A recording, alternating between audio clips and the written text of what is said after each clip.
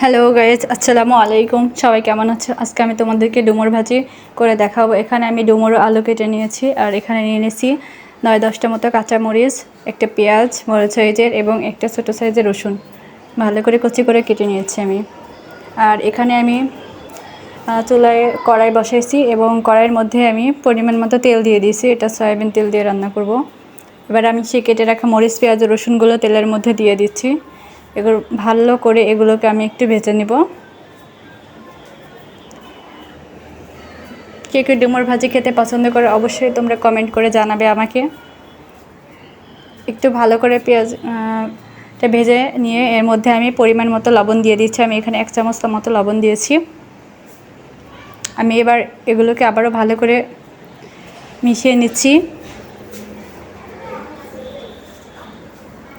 এগুলো ভাজার পরে আমি এর মধ্যে দিয়ে দিলাম 1 চামচ চেয়ে একটু কম পরিমাণে হলুদের গুঁড়ো।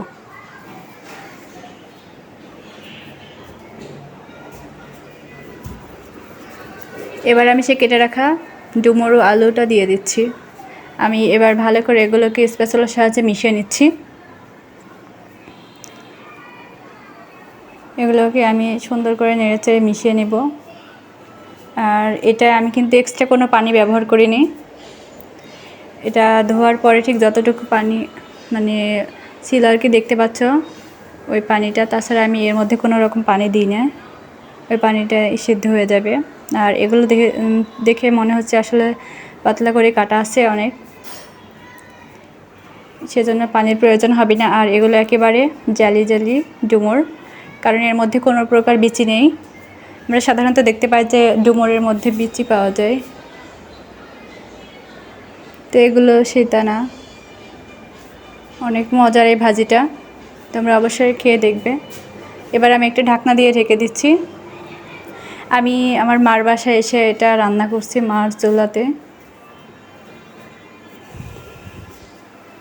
এবার আমি মাঝে মাঝে এটা নেড়ে দিব, নয়তো নিচে লেগে যেতে পারে। এটা ভাজতে ভাজতে ঠিক কালারটা চেঞ্জ হয়ে আসবে এবং একটু লাল লাল মতো হয়ে আসবে। তোমাদের যদি ভিডিওটি ভালো লেগে থাকে তাহলে তোমরা কিন্তু অবশ্যই আমাকে লাইক কমেন্ট করবে, এবং তোমরা যদি ইউটিউব চ্যানেল থেকে আমার ভিডিওটি দেখে থাকো তাহলে অবশ্যই আমার চ্যানেলটি সাবস্ক্রাইব করবে, এবং ফেসবুক পেজ থেকে দেখে থাকলে অবশ্যই আমার পেজটি ফলো দিয়ে পাশে থাকবে।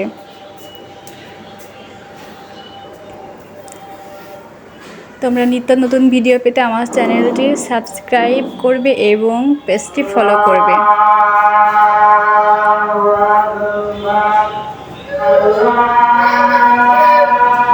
তোমাদের কাছে আমার এই অনুরোধটি রয়েছে, তোমরা কিন্তু এই ভাজিটা ভাত বা রুটি যে কোনো কিছুর সাথে খেতে পারবে।